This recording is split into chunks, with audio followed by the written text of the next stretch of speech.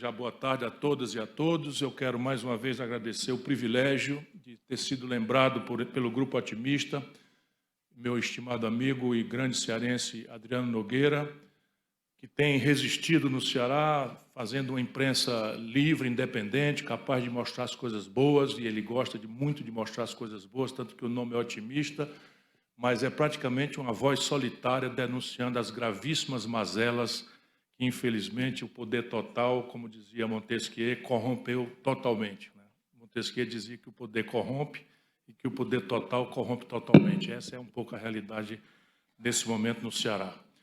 Eu sou chamado para essas reflexões, eu cheguei agora de Aracaju, entrei no avião às 2h da manhã, 2h30 da manhã, desci em São Paulo, troquei de avião, deu tempo de tomar um banho, que eu queria chegar para ver aqui a expressão do ministro Fux, que é um jurista sério, respeitado, corajoso, e que sabe que o papel do juiz não é seguir na onda, especialmente das pressões de imprensa, e sim fazer o que manda a lei que seja feito, qualquer que seja o agrado ou desagrado das opiniões publicadas desse nosso país, que vive esse momento constrangedor.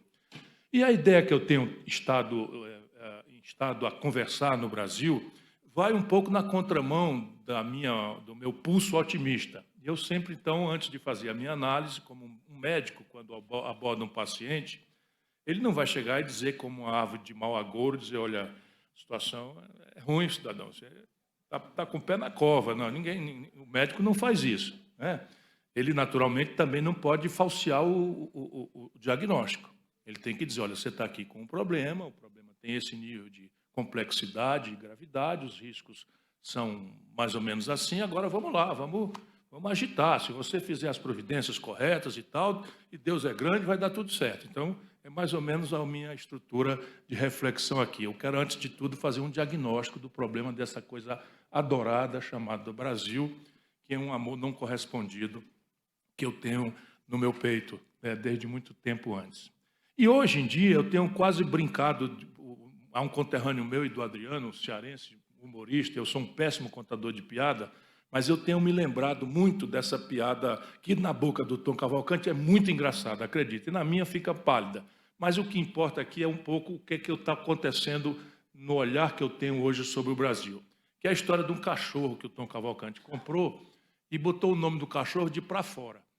E o cachorro pirou. Pirou, tem que ser internado no Hospital Psiquiátrico de Canino, que eu não sei se existe, a Carmen que deve saber, né, porque ele ficava dizendo para dentro, para fora, para dentro. E o pobre do cachorro, né, pirou. E mais ou menos assim eu estou diante da realidade brasileira. Se nós olharmos a propaganda oficial do país, nós não vamos ter a percepção minimamente correta do grave momento que o nosso país está vivendo no Brasil hoje. Não quer dizer, de novo, que haja nenhuma tragédia nas nossas circunstâncias e tal, embora tragédias possam ser identificadas. Nós estamos conversando hoje, mais de 130 brasileiros foram assassinados, mortos pela polícia do Rio de Janeiro, entre os quais 4 policiais, trabalhadores da causa da defesa da segurança da sociedade, como uma resposta tosca a um drama que a sociedade experimenta, que é a violência impune, que é o crime organizado, que é o domínio do território, muito mais grave do que a Colômbia, que tinha um problema de domínio territorial rural, das Farc, que era uma guerrilha rural. No Brasil, nós temos mais de 1/4 do território brasileiro urbano controlado por facções criminosas. E há um terror que a sociedade está experimentando e uma demanda que a sociedade formula com toda a razão, derivada do medo e do terror que experimenta, de que as autoridades façam alguma coisa. E o faça alguma coisa, de vez em quando, é isso. Sobe o morro e senta a bala e tal, e alguma acha que está tudo certo, porque morreram 4 policiais e 130 outras pessoas, que a sociedade assustada, machucada, aterrorizada, acha que é tudo bandido. Quando uma sociedade minimamente razoável, né, reflete sobre esta forma de justiçamento, porque se um inocente, uma criança, um jovem, um adolescente, que podia ser nosso filho, né, está ali no meio dessa barbárie, já não justificaria essas coisas. Então, como eu estava dizendo, assim, o Brasil tem muitas tragédias, muitas acontecendo, mas dá para a gente ir tangendo, como a gente meio que se acostumou a ir fazendo. Mas num debate como esse, em que a inteligência, né, do Grupo Otimista chama pessoas tão qualificadas, menos eu, naturalmente, eu sou um pouco mais vivido do que qualificado, para examinar as coisas, a gente tem que dar uma olhadinha e tentar entender as estatísticas do país mais com a nossa inteligência e menos com o nosso coração. Porque, para agravar muito ainda o que está acontecendo no país, nós estamos vivenciando uma polarização política extremamente oca, despolitizada, em que há uma guerra de paixões e ódios, em que a primeira vítima é a nossa inteligência, a nossa racionalidade, a nossa capacidade de discutir entre diferentes o olhar que nós deveríamos construir em conjunto, como nacionais, irmãos da mesma pátria, para a equação do nosso problema. Então, repare, nós acabamos de ouvir uma palestra aqui. Nessa palestra, está aqui um empreendimento se planejando, que vai mudar em 10 vezes o PIB de uma região pobre do semiárido do Nordeste, mas lá no diagnóstico, nós temos a informação de que há 20 anos atrás o Brasil importava do estrangeiro metade dos fertilizantes que usamos na mais portentosa agropecuária do mundo, que é a nossa. Hoje nós estamos importando 90%. E eu disse para o meu vizinho ali de cadeira e tal, eu disse, olha, isso aí é igual no Brasil para qualquer lugar que você queira olhar.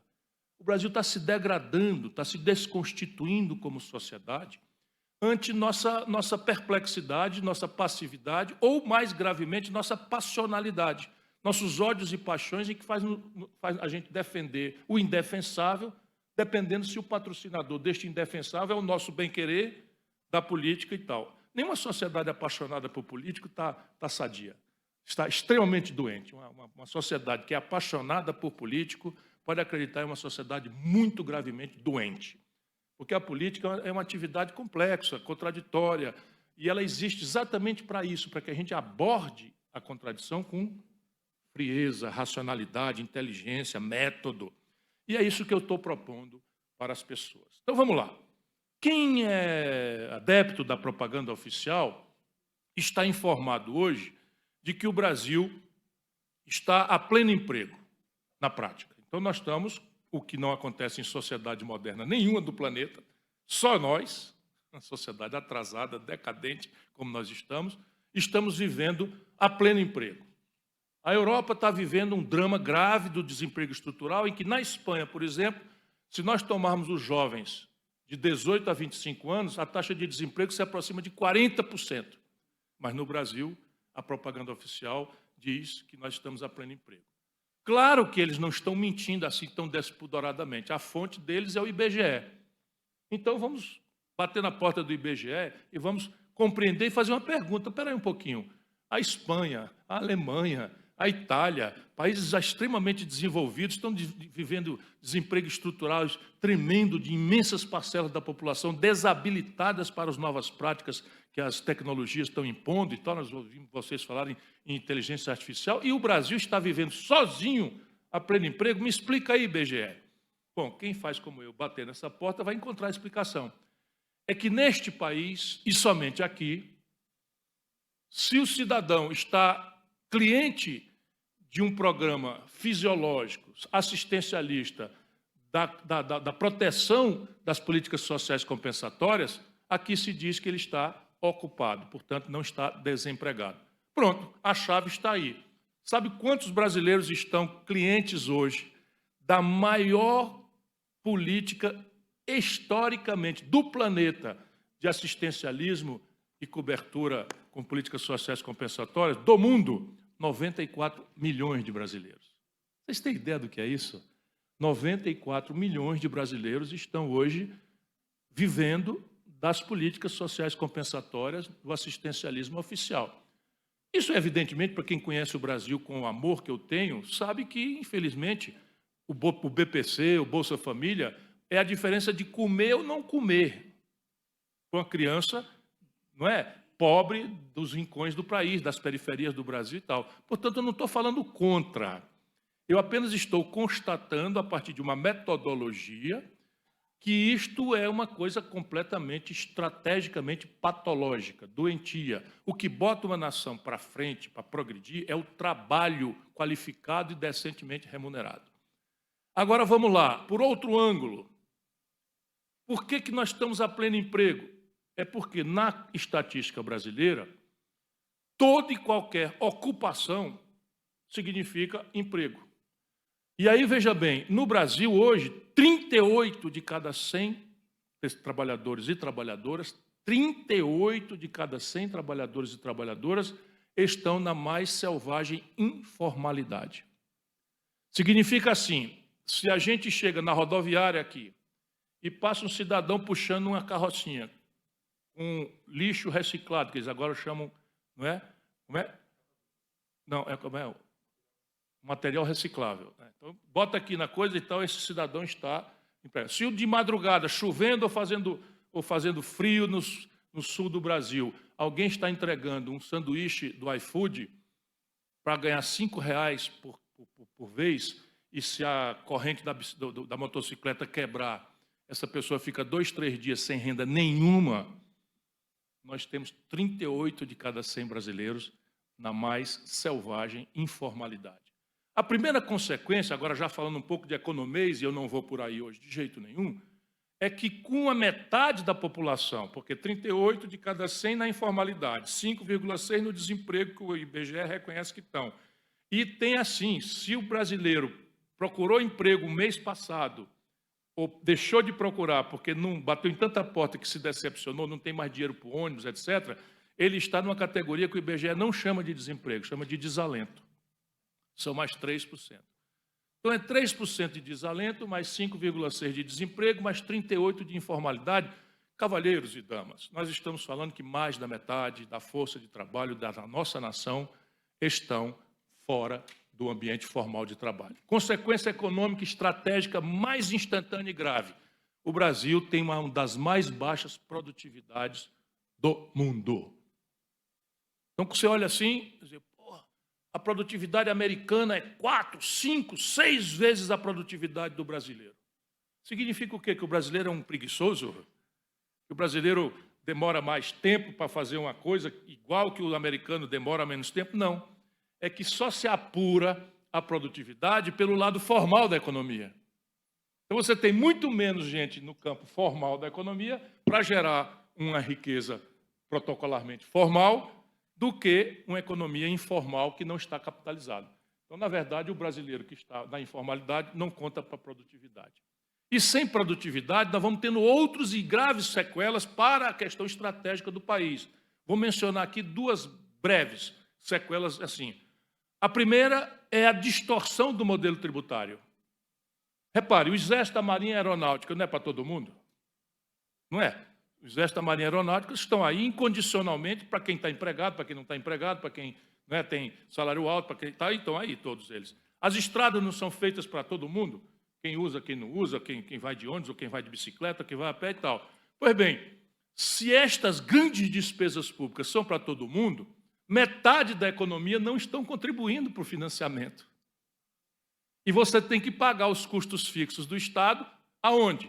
Onerando o setor formal da economia. Portanto, em tese, é só uma grosseira ilação, que não é bem assim, porque tem proporcionalidade, tem equidade e tal. Em tese, a carga tributária brasileira podia ser metade da atual, se todo mundo tivesse pagando igual a sua cotinha e tal. Então, assim, são sequelas tremendas que vão mostrando a patologia da forma com que se organizam ou se não organizam, se administram da mão para a boca, no empirismo, na tentativa-erro, na improvisação, na irresponsabilidade, a economia política do Brasil. Agora vamos lá. Isto é da agora? Isso é algum rancor, alguma crítica mais azeda que eu tenho ao atual governo? Não, eu critico todos os governos, com exceção de 2. Um foi o Itamar Franco, que eu ajudei, fui ministro da Fazenda, ajudei a fazer o Plano Real, porque eu via nele e não errei a disposição séria de fazer o que tinha que ser feito pelo país em favor das maiorias populares do Brasil. E o outro foi o Lula, no primeiro mandato, de que eu também fui ministro. E eu via nele também a vontade verdadeira, embora muito desqualificada, empírica, mas assim, havia ali uma energia de fazer as coisas direito pelo país. E o resto eu sou oposição a todos, a todos os governos. E não é por eles, é porque eu defendo uma concepção e o Brasil não está sendo bem servido, como eu tentarei demonstrar hoje aqui ainda. Primeira, então, questão, não é uma particular crítica à atual conjuntura brasileira. É uma coisa modelar que vem de um olhar sobre todas as coisas do país. Vamos lá. Primeiro, o Brasil, e a minha mulher já está cansada de tanto ouvir esse argumento, mas eu quero, especialmente para o jovem que está descrente, que está, enfim, sendo bombardeado todo dia com pessimismo, com a vontade. Sabe quantos brasileiros jovens, se pudessem, iriam embora do Brasil hoje? Pesquisas oficiais feitas pelos institutos mais críveis do país, 72%. 72% dos jovens perguntados se tivesse oportunidade gostariam de ir embora do Brasil. Então, em homenagem a eles, em homenagem aos jovens brasileiros, eu lembro que esta realidade medíocre, corrompida, não é a história real do Brasil. Veja bem, entre 1930, quando o Brasil fez uma revolução, que inclusive deu direito às mulheres de votar, que inclusive cria os sindicatos, que cria a legislação de proteção ao trabalho, que cria o BNDES, que cria a Petrobras, que cria a Eletrobras, que cria, enfim, o DASP, que cria o Brasil moderno, essa revolução, a Revolução de 30. Em 1979, o Brasil foi o país que mais cresceu na história do capitalismo mundial. A China de hoje, que é essa coisa que chama a atenção de todo mundo no planeta, precisará ainda de mais 10 anos ou 15, crescendo acima de 7%, 8% ao ano para bater o recorde brasileiro. Nós crescemos uma média de 7,5% durante quase meio século. Quando a gente sai daqui e vai para as universidades no estrangeiro, eles conversando comigo, eles falam sobre o milagre brasileiro. E me perguntam, o que é que houve? Milagre brasileiro, e o professor Delfiné dizia, ora, milagre é efeito sem causa. E a gente sabe bastante bem, e ele tem toda a razão, de que o chamado milagre brasileiro teve causa. E foi uma forma de organizar a economia política do país, um jeito de organizar o consenso das forças, das energias privadas, públicas, empresariais, dos trabalhadores, dos artistas, dos intelectuais, na mesma convergência, nem que fosse para criticar, mas a metodologia era a mesma. Deu tudo certo nessa época, é uma coisa impressionante quando a gente recupera, eu menciono isso no meu livro, de novo, pensando no jovem. Caramba, o Brasil, entre 1950 e 1979, chegou a crescer, em algumas ocasiões, 15% ao ano. E as coisas davam tão certo em todos os ângulos, é isso que eu disse para eles, está tudo errado hoje em dia. E na época dava tudo certo. Olha aqui, o Brasil foi campeão de futebol a primeira vez em 58. O Brasil foi bicampeão a segunda vez em 62, 4 aninhos depois. O Brasil foi campeão de futebol, tricampeão, e trouxe a taça Jules Rimet, que roubaram e derreteram depois, em 1970. O Brasil criou um ritmo musical. Veja ver se pode, o gênio, o talento cultural brasileiro. Nós criamos um ritmo musical que hoje vem built-in nos teclados feitos no Japão, ou na Alemanha, ou na Itália, chamado Bossa Nova. O Brasil criou isso nessa época. O Brasil ganhou o Festival de Cannes com Glauber Rocha, era o cinema novo, era uma linguagem caríssima, o cinema é uma linguagem muito cara. E o Brasil fez um cinema absolutamente comovente para o mundo admirar e bater palma. O cinema novo foi criado nessa data, nessa época, porque esta emulação ela contamina a energia, a imaginação do país, a crença em si mesmo do país. Mas tem mais coisa, a Esther Bueno foi campeã mundial de tênis. O Éder Joffre foi campeão mundial de boxe. Era onde o Brasil se metia, dava certo, éramos nós e não tinha para ninguém. Portanto, jovens, qual é o problema? O céu, abençoado pela nossa tradição cristã, do Cruzeiro do Sul, é o mesmo. O chão é hoje muitas vezes melhor do que o chão desse tempo. Por quê? Porque o chão desse tempo não se sabia que nós tínhamos petróleo. O Brasil era dependente 100% de petróleo. Hoje o Brasil é exportador de mais de 1 milhão de barris de petróleo por dia. O chão era muito mais rico hoje do que era no passado, porque nós não tínhamos nem sequer noção, para além do petróleo, da província mineral extraordinária que nós somos. E é todo dia surpresa nova. Agora está se falando em terras raras, não sei o que e tal. Manca quem é o país que tem mais terras raras do mundo. É o nosso Brasilzinho de açúcar aqui. De novo, o que é que nós estamos fazendo com isso? Nada. Para não dizer aquela coisa P nenhuma, que é como o sangue vai chegando, eu já vou tendo vontade de dizer, não temos nada, pelo contrário, esse negócio de charme, não sei o quê, que deu um liga, parece um negócio né, enfim, do Lula com o Trump e tal, isso é terras raras sendo entregue por baixo dos panos. Banco Valentão, a defesa da soberania, e entrega as terras raras, eu sei o que eu estou falando. Acabou de comprar 11 helicópteros vencidos tecnologicamente, sem licitação, dos Estados Unidos. E não estão pagando os caça Gripen que transferiram 100% da tecnologia, última geração, que os suecos acertaram conosco. Quase entregam a Embrapa, estão destruindo a Avibraz, que é tecnologia de defesa de última geração.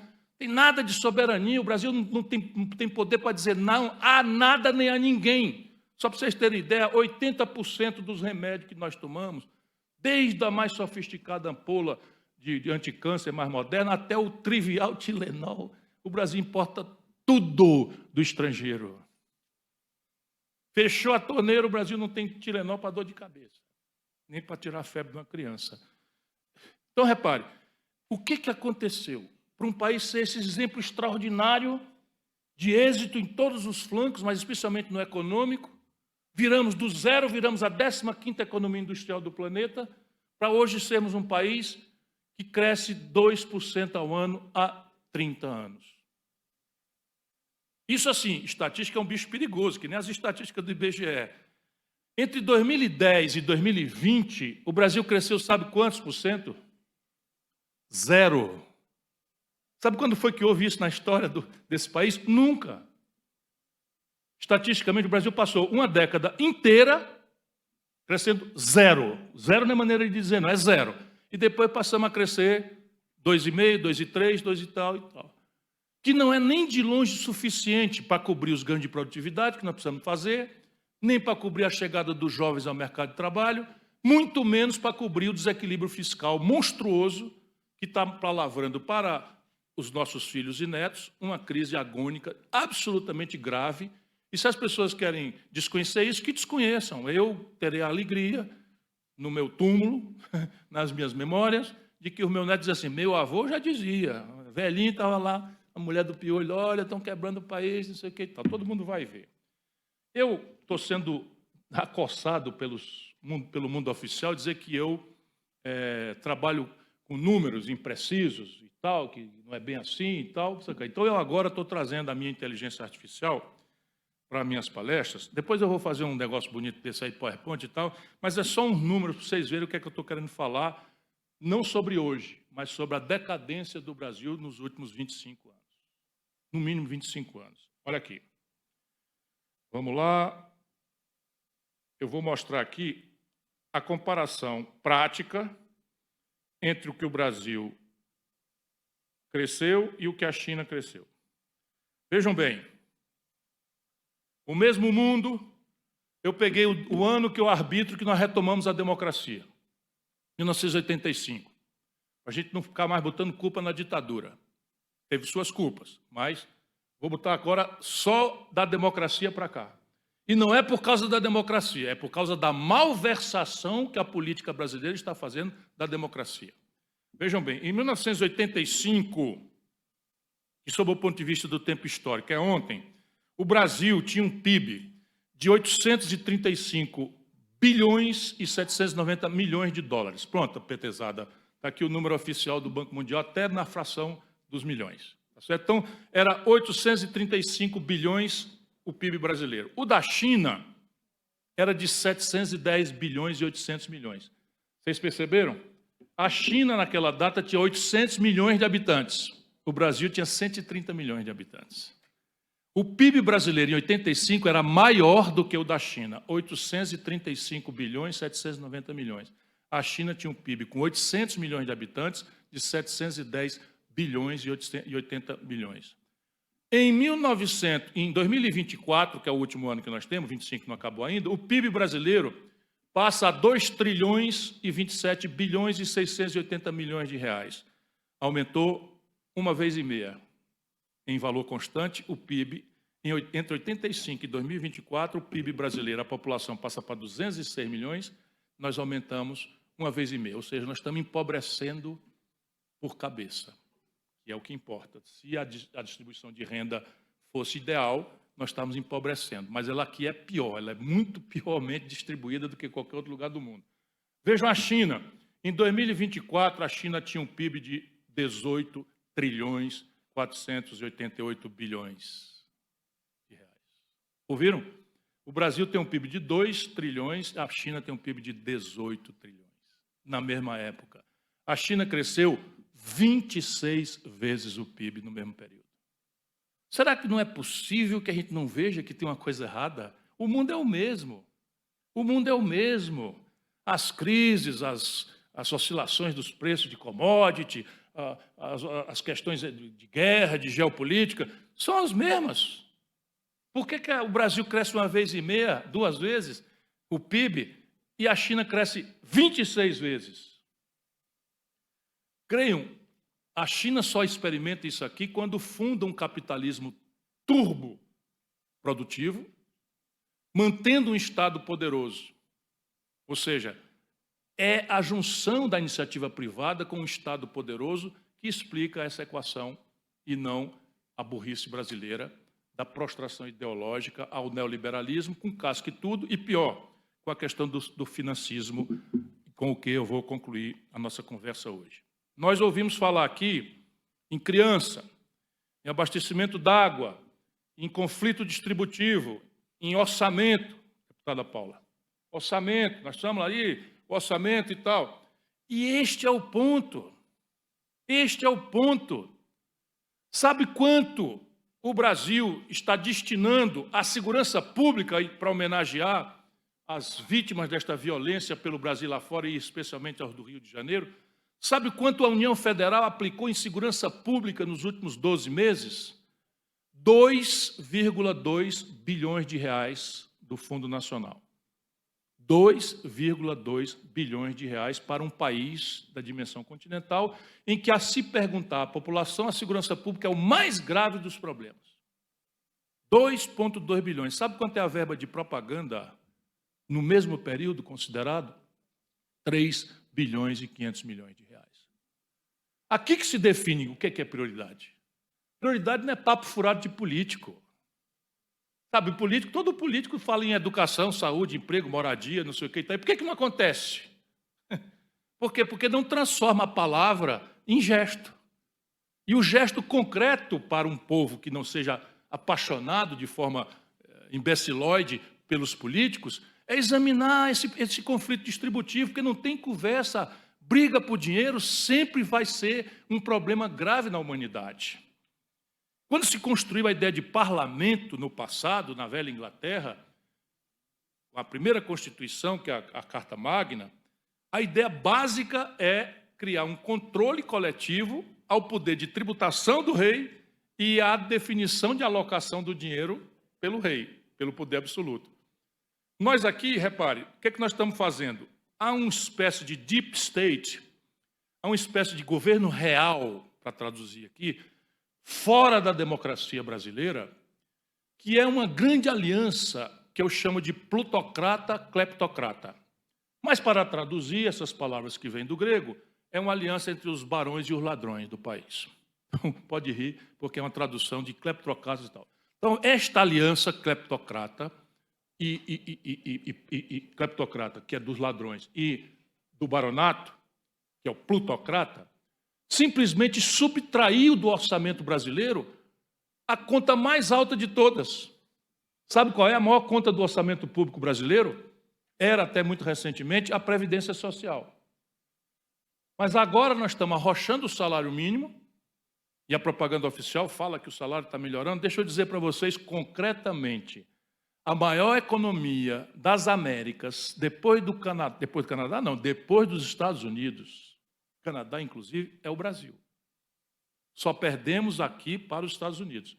Pois nós temos o segundo pior salário mínimo das Américas. O pior do que o Brasil, só o da Venezuela, que é um país mergulhado numa tragédia, enfim, de toda a natureza, econômica, política, moral, narcotráfico, confusão internacional, monocultura de petróleo, tudo que não presta está acontecendo lá. Pois bem, lá eles têm um salário mínimo pior do que o nosso. O resto, todo mundo. Eu pergunto, o que explica que o salário mínimo do Uruguai, do Paraguai, da Bolívia, da Colômbia seja maior do que o do Brasil? Enquanto se fala que nós temos um governo de esquerda, o 5º mandato. Isso é que é definição orçamentária. Não é a economia brasileira. O problema aqui é a finança pública arruinada. Então, repare, sabe o que está acontecendo? Hoje, a conta de juros, que ninguém sabe, a imprensa não divulga, não se trata do assunto, é como se fosse um dinheiro que vem de Marte e vai ser alocado em Vênus, com o 3i Atlas, né, fazendo o transporte, que é o cometa que estão dizendo que pode ser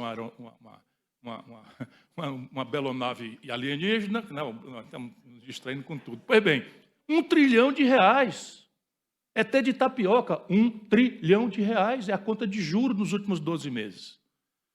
Então, repare, quando você termina o mês, você tem seu salário e tem suas contas. Uma parte delas é o que a gente chama de gasto corrente. O que é o gasto corrente? Água, luz, telefone, comida, supermercado, farmácia, mensalidade escolar da criança, não é? Tem os gastos correntes. Mas você não tem que pagar o boleto do carro próprio que você comprou, a prestação, você não tem que pagar a prestação do cartão de crédito que você parcelou e está se ferrando com o maior juro do mundo, quase 500% de juro ao ano, enquanto a mesma matriz, American Express, Visa, cobra 30% de juro ao ano nos Estados Unidos, a sua matriz aqui cobra 500%. Acobertado e protegido pelo governo brasileiro, porque é um efeito cartel. Então, repare, aqui na conta do Brasil é a mesma coisa, a gente paga o salário dos funcionários, paga os aposentados, paga não sei o que e tal, e juro da dívida. Eles excluem R$1 trilhão, porque se o povo souber que as universidades hoje estão recebendo metade do que recebiam em valores reais em 2014, se eles souberem que a Polícia Federal está fazendo lobby da imprensa, avisando que vai faltar dinheiro para emissão de passaporte, na véspera da classe média viajar para a Disney, né, em dezembro, por falta de dinheiro, o povo vai se revoltar. Mas não, esse assunto não é tratado porque a mídia brasileira, a grande mídia nacional, a imprensa nacional, é controlada por 5 famílias, todas elas beneficiárias do rentismo. Os artistas, etc., não são más pessoas, não. Por que são todos do mesmo lado? Porque, para eles, a democracia é uma abstração. Eles não têm demanda sobre saúde pública, eles têm plano de saúde internacional. Eles não têm problema de educação pública, porque eles têm mensalidade escolar privada nas escolas bilíngues do Rio de Janeiro e de São Paulo. Eles não têm problema de segurança, por quê? Porque eles têm carro blindado e condomínios armados até os dentes para a proteção deles na Barra da Tijuca. Então, para eles, a democracia é essa abstração, em que a maleducação de um é causa bastante para você perdoar toda a esculhambação e roubalheira do outro. E pronto. Enquanto esses assuntos aqui são assuntos menores, secundários. R$1 trilhão de juro. Ora, por quê? Para onde é que vão esses R$1 trilhão de juro? Vão para os rentistas. Vão para os rentistas. Os bancos pegam o seu pedaço, mas distribuem para os rentistas, para os especuladores, que são 10 mil famílias no Brasil que dão as cartas na chamada sociedade civil brasileira. Isso tem jeito? Tem, mas está ficando cada vez mais difícil. Por quê? Porque, economicamente, como o Brasil está em déficit, esse R$1 trilhão por ano, que não são pagos, vira dívida nova. Então, a dívida cresce R$1 trilhão por ano. Ora, R$1 trilhão é quase 6%, 7% do PIB. E a economia? Olhando para trás, as estatísticas, olhando para trás na propaganda oficial, o governo está alegando que o Brasil está crescendo a 3%. Quando você olha, aí vai ver, o Brasil tem uma desigualdade profunda, e qual seja, você tem a safra no primeiro trimestre, que é o agropecuária, bons preços internacionais, não sei o que e tal, você cresce 12%. Aí 12% como proporção do PIB vira lá 1 ponto. Então já está precificado, ainda que a indústria esteja acabada, os serviços estejam liquidados, não sei o que e tal, a agropecuária bota 1% no ano, estatisticamente. Depois você tem o consumo das famílias. Então você tem o consumo das famílias está indo basicamente para esses 94 milhões de clientes das políticas sociais compensatórias. É muito doentio que um país dependa do consumo das famílias por política social compensatória, Porque na crise fiscal isso é apertado e essa ferramenta,